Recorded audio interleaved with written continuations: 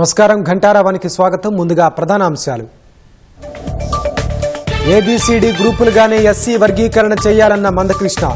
రాజకీయాలకు అతీతంగా మేలు చేయాలనే లక్ష్యంతోనే ఉన్నామన్న సీఎం. కుల గణాంకాల్లో బీసీ జనాభాను తగ్గించారన్న కేటీఆర్. సర్వేలో పాల్గొనని వారికి విమర్శించే హక్కు లేదన్న మంత్రి పొన్నం.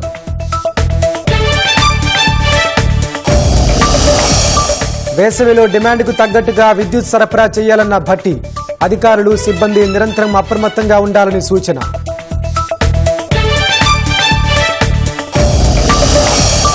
కుంభమేళా నుంచి తిరిగొస్తుండగా ఘోర రోడ్డు ప్రమాదం. మినీ బస్సును లారీ ఢీకొని 7 హైదరాబాదీల దుర్మరణం.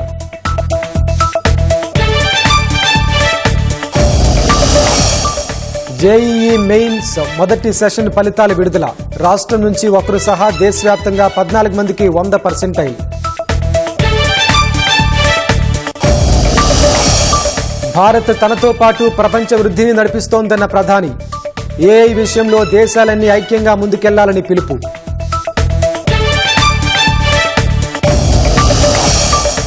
ట్రంప్ టారిఫ్లతో స్టాక్ మార్కెట్లు కుదేలు. దాదాపుగా 9 లక్షల కోట్ల మదుపరుల సంపద ఆవిరి.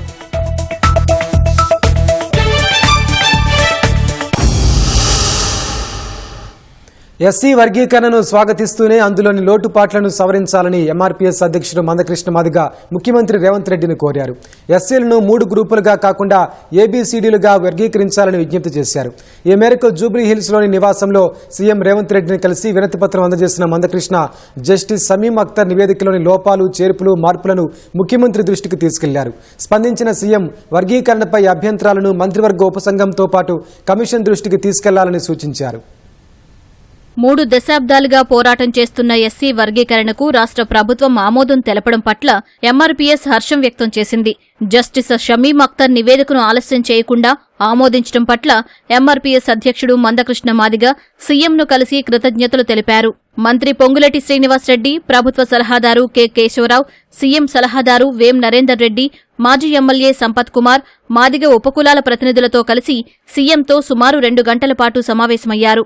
జస్టిస్ షమీం అఖ్తర్ నివేదికలోని లోటుపాట్లను సీఎంకు వివరించారు. ఎస్సీ వర్గీకరణ కోసం ఎంఆర్పీఎస్కు అండగా నిలబడిన రేవంత్ రెడ్డి సుప్రీంకోర్టు తీర్పు ఇచ్చిన వెంటనే ఎస్సీ వర్గీకరణ చేయడం అభినందనీయమన్నారు.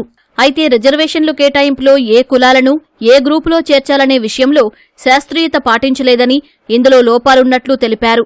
ఎస్సీ కులాల్లో అత్యధికంగా 62% జనాభా ఉన్న మాదిగలకు రిజర్వేషన్ శాతంలో అన్యాయం జరిగిందన్నారు. ఎస్సీ జనాభాలో 2వ స్థానంలో ఉన్న మాలలను జనాభా నిష్పత్తి కంటే ఎక్కువ శాతం రిజర్వేషన్ కేటాయించారని అభ్యంతరం వ్యక్తం చేశారు. ఉమ్మడి ఆంధ్రప్రదేశ్ తరహాలోనే ఏబీసీడీ వర్గీకరణ చేయాలని చేవెళ్ల డిక్లరేషన్లో కాంగ్రెస్ పార్టీ హామీ ఇచ్చినట్లు ఎస్సీ వర్గీకరణను 15 నుంచి 18% పెంచి వెంటనే అమలు చేయాలని మందకృష్ణ సీఎంను కోరారు. కొన్ని లోపాలు రిజర్వేషన్ పర్సెంటేజ్ విషయంలో గాని లేదా 1 గ్రూపు కొంత లోటుపాట్లు జరిగినట్టుగా మేము ఒక వినతిపత్రం ఇవ్వడానికి కూడా ప్రయత్నం ఇచ్చాం. దాన్ని సరిచేసుకోవడం ద్వారా పర్సెంటేజ్ విషయంలోనూ ఏ గ్రూపులో ఎవరిని కలపాలనే విషయంలోనూ కొన్ని విజ్ఞప్తులు మేము చేయడం జరిగింది. లిఖితపూర్వకంగా కూడా ఇవ్వడం కూడా జరిగింది. గ్రూపులకు 1, 2, 3 అనేది కాకుండా ఖచ్చితంగా ఏబిసిడి అనే దాని మీద 4 గ్రూపులు చేయాలని చెప్పి మేము కోరడం జరిగింది. మందకృష్ణ మాదిగ విజ్ఞప్తిపై స్పందించిన సీఎం రేవంత్ రెడ్డి రాజకీయ ప్రయోజనాలకు అతీతంగా మాదిగ ఉపకులాలకు మేలు చేయాలనే మంచి లక్ష్యంతో తెలంగాణ ప్రభుత్వం ఉందని స్పష్టం చేశారు.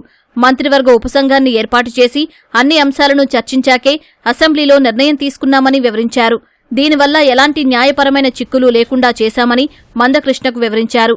వర్గీకరణపై అభ్యంతరాలను మంత్రివర్గ ఉపసంఘంతో పాటు ఎస్సీ కమిషన్ దృష్టికి తీసుకెళ్లాలని సీఎం సూచించారు. ప్రజలను మోసం చేస్తున్న కాంగ్రెస్ నాయకుల గల్లా పట్టి నిలదీసే రోజులు దగ్గరలోనే ఉన్నాయని మాజీ మంత్రి కేటీఆర్ అన్నారు. హైదరాబాద్లో పువ్వాడ నివాసంలో ఖమ్మం నేతలతో జరిగిన ఆత్మీయ సమావేశానికి హాజరైన కేటీఆర్ రాష్ట్రంలో మోసపోయామని భావించని వర్గం లేదని వెల్లడించారు. కాంగ్రెస్ అరచేతిలో స్వర్గం చూపించి అధికారంలోకి వచ్చిందన్న కేటీఆర్ ఇప్పటి వరకు చారణ రుణమాఫీ పూర్తి చేయలేదని విమర్శించారు. మహిళలు తులం బంగారం ఎక్కడా అని నిలదీస్తున్నారని, యువతులు స్కూటీల కోసం పోస్ట్ కార్డు ఉద్యమం చేస్తున్నారని వెల్లడించారు. బీసీలకు సప్లాన్ అమలు చేస్తామని చెప్పి జనాభా తగ్గించి మోసం చేశారని మండిపడ్డారు. ఒక ఆయనేమో కేవలం ఆయన కోసమే ప్రభుత్వం నడుస్తున్నట్టు కాంట్రాక్టులు మొత్తం ముఖ్యమంత్రి నియోజకవర్గంతో సహా కాంట్రాక్టులన్నీ ఆ మంత్రి గారికి, అందుకే ఆయన మంత్రి గారు కాదు కాంట్రాక్ట్ మంత్రి గారు అని చెప్పినండి. అక్కడ కొడంగల్ పోయినప్పుడు కూడా చెప్పిన కాంట్రాక్ట్ మంత్రి కోసం కమిషన్ల కోసం మాత్రమే ఆయన గారు పనిచేస్తున్నారు ముఖ్యమంత్రి గారు అని అక్కడ చెప్పిన. ఇక డిప్యూటీ సీఎం గారికి నేను చెప్పాల్సిన పని లేదు, వాళ్ళ పార్టీ ఎమ్మెల్యేలు చెప్తున్నారు 30% కమిషన్లు 10% కమిషన్లు. ఇక వ్యవసాయ మంత్రి గారు ఆయన కూడా చూస్తున్నారు. మీరు వ్యవసాయ మంత్రి గారు ఒకటి చెప్తాడు, సీఎం గారు ఇంకొకటి చెప్తాడు. వ్యవసాయ మంత్రి గారు రుణమాఫీ ఇంకా కాలేదు అంటాడు, సీఎం గారు అయిపోయింది అంటాడు. ఇట్లా ఒక రకంగా అసలు మంత్రులకు ఒకరికొకరు శృతి లేకుండా ఇవాళ అధోగతి పాలైపోయింది రాష్ట్రం అనే భావనలో అందరూ కూడా ఉన్నారు. ఎక్కువ టైం లేదు, ఇంకా ప్రజలే నిలదీసి గల్లా బట్టి కొట్టే రోజులు కాంగ్రెస్ నాయకుల్ని దగ్గరలోనే ఉన్నాయి. కులగణనలో పాల్గొనకుండా బహిష్కరించిన వారికి సర్వేపై విమర్శలు చేసే నైతిక హక్కు లేదని బీసీ సంక్షేమ శాఖ మంత్రి పొన్నం ప్రభాకర్ స్పష్టం చేశారు. కులగణనలో పాల్గొనని బీఆర్ఎస్ బీజేపీ నేతలకు ప్రభుత్వం మరో అవకాశం కల్పిస్తుందని తెలిపారు. కేసీఆర్, కేటీఆర్, హరీష్ రావులకు ప్రత్యేకంగా కులగణన సర్వే పత్రాలను ఇంటికే పంపిస్తున్నట్లు పొన్నం ప్రభాకర్ వెల్లడించారు. రాష్ట్ర బీజేపీ నాయకులు ముందు ప్రధానిని దేశవ్యాప్తంగా కులగణనకు ఒప్పించి తర్వాత సర్వేపై మాట్లాడాలని సూచించారు. బీసీల హక్కుల గురించి మాట్లాడే ఎమ్మెల్సీ కవిత ముందు తండ్రిని, సోదరుణ్ణి సర్వేలో పాల్గొనేలా ఒప్పించాలని పొన్నం ప్రభాకర్ సలహా ఇచ్చారు. ఎవరైతే మొన్నటి కుల సర్వే జరిగినప్పుడు వాళ్ళ పేర్లు నమోదు చేసుకోలేదో, ఎవరైతే సమాచారాన్ని ఇవ్వలేదో వాళ్ళకి ఇవ్వడానికి ఒక విధానాన్ని తీసుకొచ్చేటువంటి ఒక ప్రయత్నం చేస్తా ఉన్నాం. కానీ అంతకుముందు నేనుగా ఈ 3 ఫామ్లను కేసీఆర్ గారికి, హరీష్ రావు గారికి, కేటీఆర్ గారికి పంపుతా ఉన్నాం. మీరు ఇందులో ముందు భాగస్వాములు కానీ దీని మీద మాట్లాడాలంటే సర్వేల మీ సమాచారాన్ని ఇవ్వండి, అప్పుడు దీని మీద మాట్లాడరు. ఏం మాట్లాడతారో బలహీన వర్గాల్లో విభజన తెచ్చి కొంత రెచ్చగొట్టి దీన్ని తప్పుదోవ పట్టించే ప్రయత్నం చేస్తారు. దయచేసి వద్దని విజ్ఞప్తి చేస్తా ఉన్నా. సరిదిద్దే ప్రయత్నం చేస్తే సలహాలు ఇవ్వండి. భారతీయ జనతా పార్టీ అసలు రైటే లేదు. మీకు చేతనైతే మీ ప్రధానమంత్రి నొప్పించి కిషన్ రెడ్డి గారు, బండి సంజయ్ గారు కేంద్రంలో ఉన్న మీ అధికారంలో ఉన్న పార్టీని నొప్పించి ఈ కుల సర్వేకు అప్రూవల్ తీసుకొని దేశవ్యాప్తంగా చేయమని చెప్పండి. కాకపోతే నోరు మూసుకొని సపరేట్గా కూర్చోండి. అంతేగాని జరిగిన ప్రక్రియను ఏదో అబాస్ పాలు చేయలే ప్రయత్నం చేస్తే ఇది ప్రజలు గమనిస్తా ఉన్నారు. ఎమ్మెల్సీ ఎన్నికల్లో కాంగ్రెస్ బీఆర్ఎస్ లోపాయకారి ఒప్పందం తేడా తెల్లమైందని బీజేఎల్పీ నేత ఏలేటి మహేష్ రెడ్డి అన్నారు. బీజేపీ అభ్యర్థులను ఓడించేందుకు 2 పార్టీలు కుమ్మక్కయ్యాయని ఆరోపించారు. కుట్రలో భాగంగానే బీఆర్ఎస్ ఎమ్మెల్సీ ఎన్నికలకు దూరంగా ఉందని వెల్లడించారు. సాధారణ ఎన్నికలకు ముందు బీఆర్ఎస్ నేతలపై లక్షల కోట్ల అవినీతి ఆరోపణలు చేసిన రేవంత్ రెడ్డి ఇప్పటి వరకు ఒక్కరిని కూడా ఎందుకు అరెస్టు చేయలేదని ప్రశ్నించారు. ఎమ్మెల్సీ ఎన్నికల్లో బీజేపీ అభ్యర్థులను గెలిపించి ప్రశ్నించే గొంతుకలకు మరింత బలాన్నివ్వాలని మహేష్ రెడ్డి పిలుపునిచ్చారు. శాసన మండలి ఎన్నికల కోసం ఈ రోజు బీఆర్ఎస్ అభ్యర్థి నిలబెట్టలేదంటే బీఆర్ఎస్ కాంగ్రెస్ కుమ్మకైనట్టుగా స్పష్టమవుతున్నది. కాంగ్రెస్ పార్టీ బీఆర్ఎస్ పార్టీ లోపాయికారి ఒప్పందాల వల్లనే ఈ రోజు వరకు బీఆర్ఎస్ మీద ఒక్క కేసు కూడా నామోదు జరగలేదు. లక్షల కోట్ల కుంభకోణం తెలంగాణ రాష్ట్రంలో జరిగిందని చెప్పినటువంటి రేవంత్ రెడ్డి గారు అధికారం చేపట్టి 14 నెలలైనా ఎందుకు దాని మీద విచారణ జరిపించడం లేదు, వారి మీద కేసులు పెట్టడం లేదు, తేడా తెల్లమైంది. ఎమ్మెల్సీ ఎన్నికల్లో బీజేపీతో బీఆర్ఎస్ కు లోపాయకారి ఒప్పందం ఉందన్న పీసీసీ అధ్యక్షుడు మహేష్ కుమార్ గౌడ్ వ్యాఖ్యలను ఆయన ఖండించారు. అసెంబ్లీ, లోక్సభ ఎన్నికల్లో ఓటమి అనంతరం నిరాశ, నిస్పృహలతో పట్టభద్రుల ఎమ్మెల్సీ ఓటరు నమోదు కార్యక్రమంలో బీఆర్ఎస్ పాల్గొనలేదని తెలిపారు. ఎమ్మెల్సీ ఎన్నికల విధానంలో లోపాలున్నాయన్న వినోద్ కుమార్ బ్రిటిష్ సామ్రాజ్యవాదులు పెట్టిన ఈ ఎమ్మెల్సీ ఎన్నిక విధానాన్ని మార్చాల్సిన అవసరం ఉందని అభిప్రాయపడ్డారు. దీన్ని తీవ్రంగా ఖండిస్తున్నాం. మేము లోపాకాయ ఎలాంటి ఒప్పందాలు లేవు, ఏం లేవు. మీకు ఎన్నికలు వచ్చేసరికి అటు కాంగ్రెస్ బీజేపీ అభ్యర్థులు ఇద్దరు ఓడిపోతారు. డెఫినెట్ గా చెప్తున్నా ఇది చాలా తప్పుడు. ఈ ఎలక్షన్స్ అనేది ఎక్కడైనా ఎన్యూమరేషన్ ఎవరు చేస్తారండి? ఎలక్షన్ కమిషన్ చేయాలి. ఇప్పుడు ఏమైతే ఎన్యూమరేషన్ మొత్తం నువ్వు వెబ్సైట్ పెట్టేస్తాడంటే ఇప్పుడు క్యాండిడేట్ పోటీ చేస్తా అనుకున్నాడు పోయి ఓట్లు నమోదు చేపించాడు. అసలు నా ప్రకారంగా ఈ ఎమ్మెల్సీ ఎన్నికల ప్రక్రియ లోపటనే చాలా తప్పిదనాలనే బ్రిటిష్ పాలకులు పెట్టిందే ఇంకా కంటిన్యూ అవుతుంది. కాబట్టి దీనిపైన మా పార్టీకి అభిప్రాయం ఉంది. సరే, పోటీ చేసినప్పుడు చేస్తాం, పోటీ చేయనప్పుడు చేయలేదు. ఇదివరకు కూడా ఒకసారి పోటీ చేసినాం, ఒకసారి పోటీ చేయలేదు. మా ప్రకారంగా దీన్ని డెఫినెట్ గా మన పార్లమెంట్ ఎన్నికల్లో, అసెంబ్లీ ఎన్నికల్లో ఓడిపోయినాం. కొంత నిరాశ, నిస్పృహలో ఉన్నాం. మేము ఓటర్ నమోదు కార్యక్రమంలో పాల్గొనలేదు. ఉన్న విషయాలు చెప్తున్నా, దీని మొహమాట లేకుండా. వేసవిలో డిమాండ్ మేరకు అవసరమైన విద్యుత్తును అందించేందుకు ప్రభుత్వం సిద్ధంగా ఉందని ఉప ముఖ్యమంత్రి భట్టి విక్రమార్క తెలిపారు. విద్యుత్ సరఫరాపై అధికారులు, సిబ్బంది నిరంతరం అప్రమత్తంగా ఉండాలని ఆదేశించారు. హైదరాబాద్లో ఎమర్జెన్సీ వాహనాల ద్వారా కొనసాగుతున్న విద్యుత్ సేవలు గ్రామీణ ప్రాంతాలకు సైతం విస్తరించాలని అధికారులకు నిర్దేశించారు. విద్యుత్ సమస్యల పరిష్కారానికి ఏర్పాటు చేసిన డైల్ 1912 నంబర్కు విస్తృత ప్రచారం కల్పించాలని సూచించారు. సచివాలయంలో ఎస్పీడీసీఎల్ పరిధిలోని విద్యుత్ అధికారులతో వేసవిలో విద్యుత్ సరఫరా ప్రణాళికలపై ఉప ముఖ్యమంత్రి భట్టి విక్రమార్క సమీక్షా సమావేశం నిర్వహించారు. వేసవిలో విద్యుత్ శాఖ నిరంతరం అప్రమత్తంగా ఉండాలని అధికారులకు సూచించారు. నిరంతరం విద్యుత్ సరఫరా కోసం అవసరమైన అన్ని చర్యలు తీసుకోవాలని సూచించారు. వేసవిలో విద్యుత్ వినియోగం భారీగా పెరిగే అవకాశముంటుందని, అందుకు తగ్గట్టుగా ప్రణాళికలు వేసుకుని ముందుకు వెళ్లాలని స్పష్టం చేశారు. క్షేత్రస్థాయిలో అవసరాల మేరకు అధికారులు అన్ని వసతులు కల్పించిన నేపథ్యంలో రానున్న వేసవిలో క్షణం కూడా విద్యుత్ అంతరాయం లేకుండా చూడాలని డిప్యూటీ సీఎం అధికారులను ఆదేశించారు. నిత్యావసరమైన విద్యుత్ సరఫరా అంశాన్ని దృష్టిలో పెట్టుకుని నిరంతరం అధికారులు, సిబ్బంది అప్రమత్తంగా ఉండాలని ఆదేశించారు.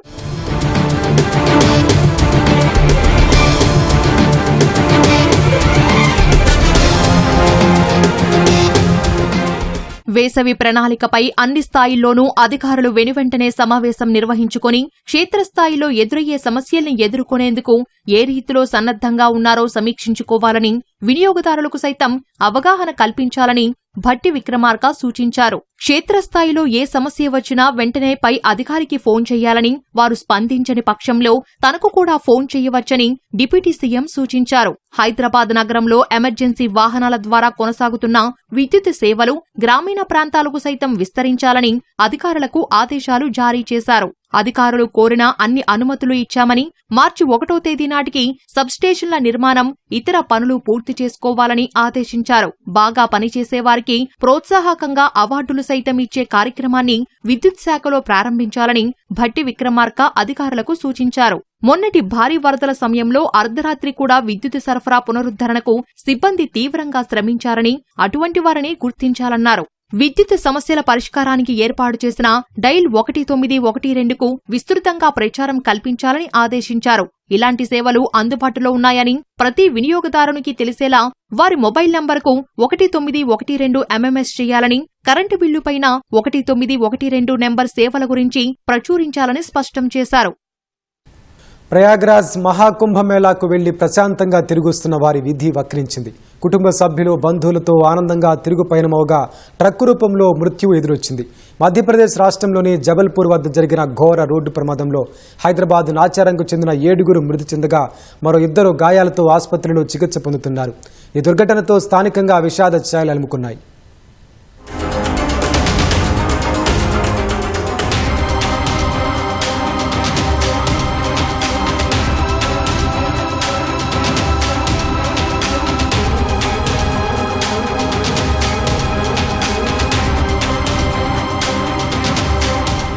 ఉదయం 8 గంటల సమయం.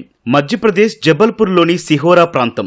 హైవే వంతెనపైకి రాంగ్ రూట్లో సిమెంట్ లోడ్తో వచ్చిన లారీ ఎదురుగా వస్తోన్న మినీ బస్సును ఢీకొట్టింది. ఘటనలో మినీ బస్సు తుక్కుతుక్కుగా మారి 7 అక్కడికక్కడే ప్రాణాలు కోల్పోయారు. మరికొందరు దాంట్లో ఇరుక్కుపోయారు. వెంటనే స్పందించిన స్థానికులు క్షతగాత్రుల్ని రక్షించి సిహోరా ఆసుపత్రికి తరలించారు. మరో 2 ఆసుపత్రిలో చికిత్స పొందుతున్నారు. మృతి చెందిన వారు హైదరాబాద్ నాచారంలోని రాఘవేంద్రనగర్ వాసులుగా గుర్తించారు.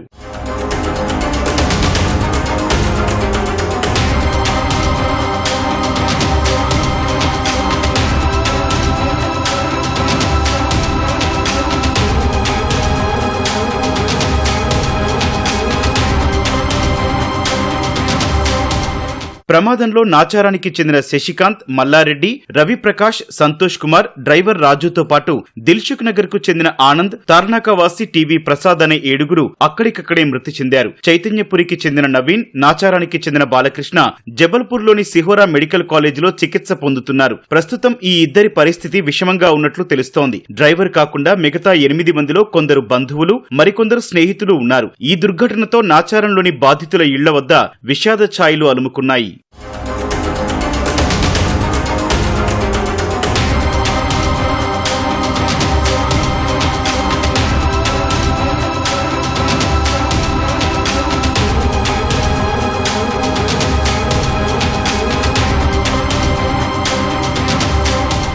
ప్రమాదం జరిగిన వెంటనే మినీ బస్సు వెనకే వస్తోన్న ఓ కారును కూడా లారీ ఢీకొట్టింది. ప్రమాదానికి గురైన కారు వనపర్తి జిల్లా చిన్నమందడి గ్రామానికి చెందిన మాజీ సర్పంచ్ సూర్యచంద్రారెడ్డిదిగా గుర్తించారు. ప్రమాదంలో కారులో ప్రయాణిస్తోన్న సూర్యచంద్రారెడ్డి చెయ్యి విరగ్గా అందులో ఉన్న మరో 3 స్వల్ప గాయాలయ్యాయి.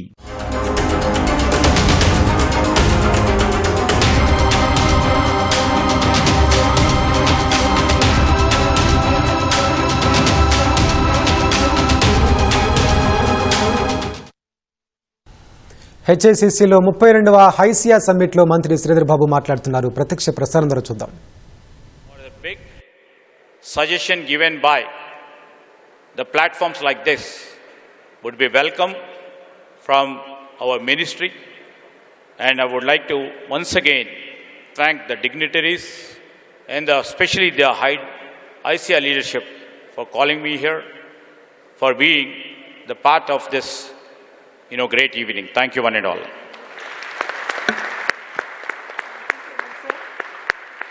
Thank you, sir. We now move towards the unveiling of ప్రపంచ దిశను మార్చే ఏఐ యుగం ప్రారంభంలో ఉన్నట్లు ప్రధాని నరేంద్ర మోదీ అన్నారు. ఫ్రాన్స్ పర్యటనలో భాగంగా ప్యారిస్ ఏఐ సదస్సులో పాల్గొన్న ప్రధాని ఏఐ ప్రజా జీవితాల్లో ఎన్నో మార్పులు తీసుకొచ్చిందన్నారు. ఏఐ వల్ల ప్రజా ప్రయోజనాలే కాకుండా నష్టాలు కూడా ఉంటాయని జాగ్రత్తగా ఉండాలని ప్రధాని హెచ్చరించారు. ఏఐ వల్ల ఉద్యోగాలు పోతాయనడం సరికాదన్న మోదీ ఏఐకి భారత్ అత్యంత ప్రాధాన్యమిస్తోందన్నారు. కృత్రిమ మేధ విషయంలో దేశాలన్నీ ఐక్యంగా ముందుకెళ్లాలని ప్రధాని నరేంద్ర మోదీ అన్నారు. ఫ్రాన్స్ పర్యటనలో భాగంగా ప్యారిస్ వేదికగా జరిగిన ఆర్టిఫిషియల్ ఇంటెలిజెన్స్ యాక్షన్ కమిటీ సమావేశానికి సహా అధ్యక్షుడిగా ప్రధాని వ్యవహరించారు. ఈ సదస్సులో పలు దేశాల అధినేతలు, టెక్ రంగ నిపుణులను ఉద్దేశించి ప్రసంగించిన మోదీ ఏఐ పరిజ్ఞానంతో వచ్చే మార్పుల పట్ల జాగ్రత్తగా ఉండాలని చెప్పారు. ఏఐ వల్ల రాజకీయ, ఆర్థిక, భద్రత, సామాజిక పరంగా మార్పులు వస్తాయన్న ప్రధాని పాలన సహా ప్రమాణాలు నెలకొల్పే విషయంలో పరస్పరం సహకరించుకోవాలని కోరారు. ఏఐ వల్ల ఉద్యోగాలు పోతాయన్నది అపోహ మాత్రమేనని పేర్కొన్నారు. దీనివల్ల ఉద్యోగాల స్వరూపం మాత్రమే మారుతుందన్న మోదీ అందుకు అనుగుణంగా ఎప్పటికప్పుడు నైపుణ్యాలు పెంచుకోవాలని సూచించారు. ఉద్యోగాల్లో నైపుణ్యం పెంచుకునే వారికే ఉన్నతావకాశాలు ఉంటాయని చెప్పారు. ఏఐకి భారత్ అత్యంత ప్రాధాన్యమిస్తోందన్న ప్రధాని మంచి కోసం ఏఐ, అందరికీ ఏఐ అనేది తమ నినాదమన్నారు. డిజిటల్ మార్కెట్, వాణిజ్యం దిశగా భారత్ ముందుకెళుతోందని మోదీ వివరించారు. AI is developing at an unprecedented scale and speed and being adapted and deployed even faster. There is also a deep interdependence across borders. Therefore, there is a need for collective global efforts to establish governance and standards that uphold our shared values, address risks, and build trust. But governance is not just about managing risks and rivalries. It is also about promoting innovation and deploying it for the global good. So, we must think deeply and discuss openly about innovation and governance. మనం మానవాళి గమనాన్ని మార్చే AI యుగం ప్రారంభంలో ఉన్నామని ప్రధాని అన్నారు. Global సౌత్కు ఎలాంటి ఆంక్షలు లేని ఏఐ అందుబాటులో ఉండాలని సూచించారు. సైబర్ సెక్యూరిటీ, డీప్ ఫేక్స్, తప్పుడు సమాచారం వంటి అంశాలకు సంబంధించిన ఆందోళనలను పరిష్కరించుకోవాలని మోదీ అన్నారు. వీటిపై ప్రజలకు అవగాహన కల్పించాలన్నారు. సాంకేతికతను అందరికీ అందుబాటులో ఉంచేలా ప్రజలు కేంద్రంగా అప్లికేషన్లు రూపొందించాలని ప్రధాని పిలుపునిచ్చారు. We must develop open source systems that enhance trust and transparency. We must build quality data sets free from biases. We must democratize technology and create people-centric applications. We must address concerns related to cybersecurity, disinformation, and deepfakes. And we must also ensure that technology is rooted in local ecosystems for it to be effective and useful. Tech పరిశ్రమలో భారత్ సాధించిన విజయాలను ప్రధాని ప్రస్తావించారు. చాలా తక్కువ ఖర్చుతో 140 కోట్ల మంది ప్రజలకు డిజిటల్ పబ్లిక్ ఇన్ఫ్రాస్ట్రక్చర్ను విజయవంతంగా నిర్మించామని చెప్పారు. సమాచార గోప్యతపై ఏఐ స్వీకరణ, చట్టపరమైన పరిష్కారాల్లో సాంకేతికత వినియోగంలో నేడు భారత్ అగ్రగామిగా ఉందన్నారు. అమెరికాకు దిగుమతయ్యే స్టీల్, అల్యూమినియంపై 25% టారిఫ్లు విధిస్తానని ట్రంప్ చేసిన ప్రకటనతో వరుసగా రెండో రోజు దేశీయ స్టాక్ మార్కెట్లు కుదేలయ్యాయి. మొత్తంగా వరుసగా 5వ సెషన్లోనూ దేశీయ స్టాక్ మార్కెట్లు నష్టాలు నమోదు చేశాయి. సెన్సెక్స్ 1018 పాయింట్లు పతనమైంది. ఈ ఉదయం 77,385 పాయింట్ల వద్ద బీఎస్సీ సూచీ ప్రారంభమైంది. మరో 2 పాయింట్లు మాత్రమే పెరిగి 77,387 పాయింట్ల గరిష్ట స్థాయిని తాకింది. తర్వాత ట్రంప్ టారిఫ్ల దెబ్బకు విదేశీ సంస్థాగత మదుపరులు పెట్టుబడుల ఉపసంహరణ కొనసాగించడంతో తీవ్ర అమ్మకాల ఒత్తిడి ఏర్పడింది. ఒక దశలో 76,030 పాయింట్ల కనిష్ట స్థాయికి సూచీ పతనమైంది. చివరిలో కాస్త కోలుకుని 76,293 పాయింట్ల వద్ద స్థిరపడింది. జాతీయ స్టాక్ ఎక్స్చేంజ్ సూచీ నిఫ్టీ 310 పాయింట్లు క్షీణించి 23,072 పాయింట్ల వద్ద ముగిసింది. సెన్సెక్స్ 1018 పాయింట్లు నష్టపోవడంతో దాదాపు 9 లక్షల కోట్ల రూపాయల మదుపరుల సంపద ఆవిరైంది.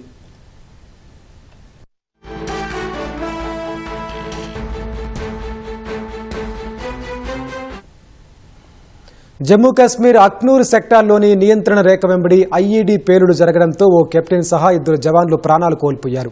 మరో జవాను గాయపడ్డారు. సరిహద్దుల వెంబడి గస్తీ నిర్వహిస్తుండగా పేలుడు జరిగినట్టు ఆర్మీ అధికారులు ధృవీకరించారు. మధ్యాహ్నం 3:50 సమయంలో భట్టల ప్రాంతంలోని ఫార్వర్డ్ పోస్ట్ సమీపంలో శక్తివంతమైన పేలుడు సంభవించినట్టు చెప్పారు.